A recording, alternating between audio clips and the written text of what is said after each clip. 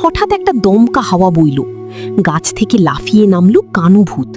সে থপাস করে মাটিতে বসে এক গালে পান্তা ভাত আর ইলিশ মাছ মুখে পুরে দিল।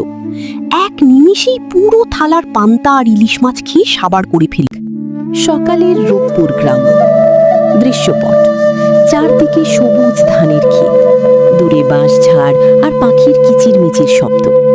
একটি বড় পুকুর পাড়ে বসে বল্টু আর পল্টু পা দোলাচ্ছে। বল্টুর হাতে একটা কাঁচা আম, সে কামড় দিয়ে চিবোচ্ছে। বল্টু আম চিবোতে চিবোতে, বুঝলি পল্টু, এই বৈশাখ মাসের গরমের দিনে যদি এক থালা পেঁয়াজ লঙ্কা দিয়ে পান্তা ভাত আর সাথে মুচমুচে ভাজা ইলিশ মাছ পাওয়া যেত, আহা, জীবনটা ধন্য হয়ে যেত। পল্টু পেটে হাত দিয়ে, ধুর ভাই, সকাল থেকে শুধু মুড়ি খেয়ে আছি আর তুই ইলিশ মাছের স্বপ্ন দেখাচ্ছিস? রহমত চাচার পুকুরে তো মস্ত মস্ত রুই কাতলা আছে, চল না একটা চুরি করি। পল্টুর মাথায় একটা গাট্টা মেরে হেসে, ধুর বোকা, চুরি করা মহৎ পাপ, যদি না ধরা পড়িস। কিন্তু রহমত চাচার চোখ যেন বাজ পাখি। তার চেয়ে চল গ্রামের পিছনের ওই ভুতুড়ে আমবাগানে যাই, ওখানকার ল্যাংড়া আমগুলো যা মিষ্টি না। পল্টু ভয়ার্ত গলায়, ওরে বাবারে, ওই বাগানে তো কান কাটা কানুভূতের রাস্তা না, যে যায় তার কান টেনে লম্বা করে দেয়, আমি যাব না। বল্টু বীরত্বের ভঙ্গিতে বুক ফুলিয়ে, আরে আমি থাকতে কিসের ভূত, চল তো।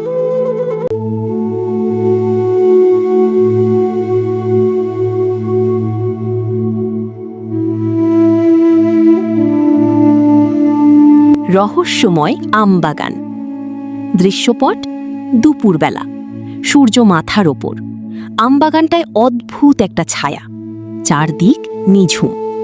বড় একটা গাছের ডালে থোকা থোকা পাকা আম ঝুলছে। বল্টু চটপট করে গাছে উঠে গেল। সে একটা বড় আম পাড়তেই হঠাৎ গাছের একটা মোটা ডাল থেকে দুটো পা ঝুলতে দেখা গেল। পা দুটো উল্টো ছাঁচে তৈরি। ডাল থেকে নেমে এলো কান কাটা কানুভূত। তার পরনে ছেঁড়া ফতুয়া, চোখ দুটো টেনিস বলের মতো লাল, তবে তার মুখে একটা অদ্ভুত হাসি। পল্টু নিচে দাঁড়িয়ে চিৎকার, ওরে বাবারে, ভূত, মাগো!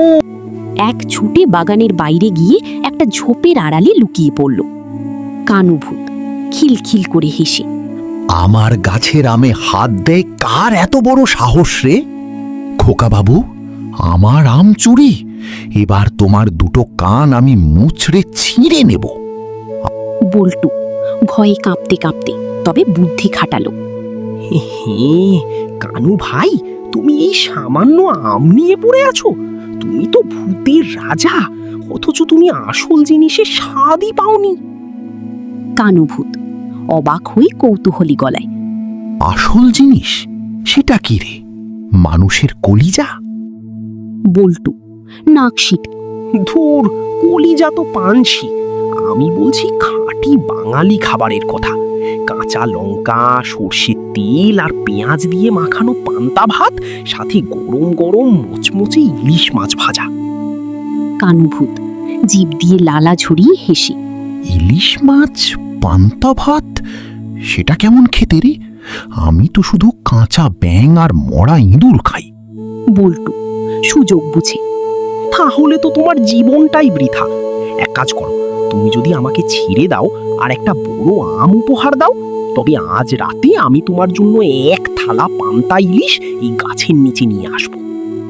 কানুভূত খুশি হয়ে হেসে, আচ্ছা ঠিক আছে, কিন্তু যদি না আনিস তবে তোর বাড়ি গিয়ে তোর আর তোর খালার কান টেনে ছিঁড়ে নিয়ে আসবো, মনে থাকে যেন। বিকেলবেলা বল্টু আর পল্টু গ্রামের রাস্তায় হাঁটছে। পল্টু এখনো ভয়ে কাঁপছে।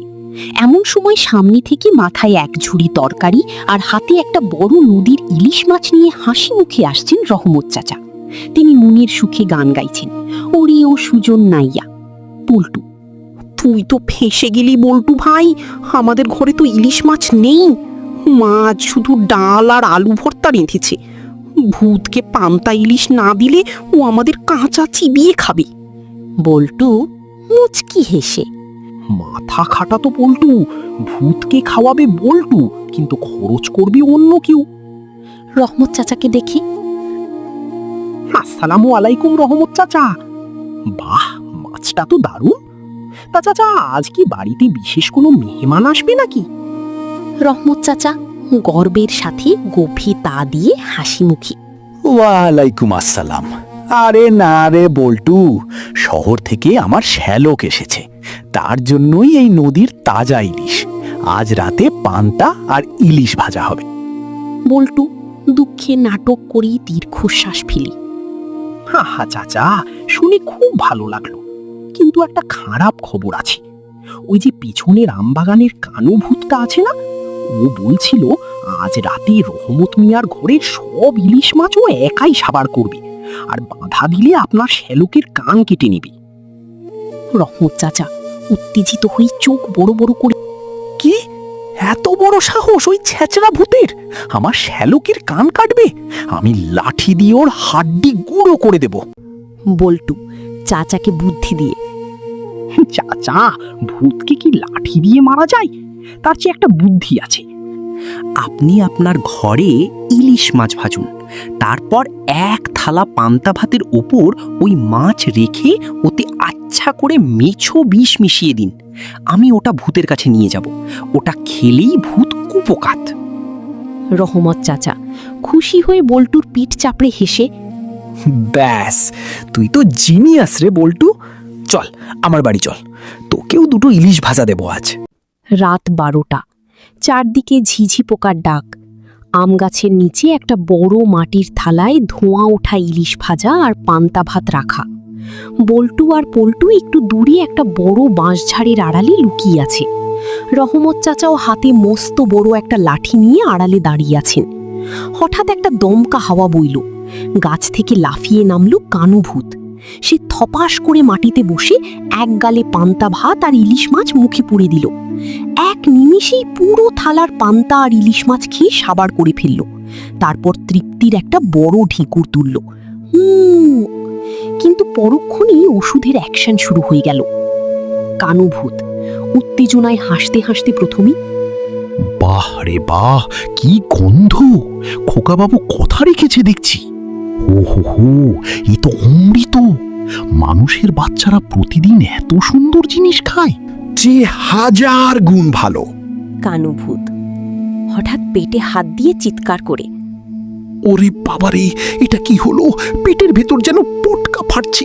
ও মা গো, আমার নাড়ি ভুড়ি সব বের হয়ে আসছে, আমি আর বাঁচবো না। ঝোপের আড়াল থেকে হাসি মুখে বেরিয়ে এসে। কি কানু ভাই, কেমন লাগলো রূপপুরের পান্তা ইলিশ? রহমত চাচা ঝোপের আড়াল থেকে চিৎকার করে লাঠি উঁচিয়ে বের হয়ে এসে। ওরে হারামি ভূত, আমার শ্যালকের কান কাটবি তুই? এই নে আমার লাঠির বাড়ি। লাগলেন কানু ভূত ভয়ে এক লাফে গাছের ডালে উঠে হাত জোর করে কাঁদো কাঁদো মুখে। ওরে বাবারে, ক্ষমা করে দাও, আমি আর কোনোদিন মানুষের কান মুলবো না, আমও চুরি করব না। আমি আজই এই গ্রাম ছেড়ে সুন্দরবনে চলে যাচ্ছি।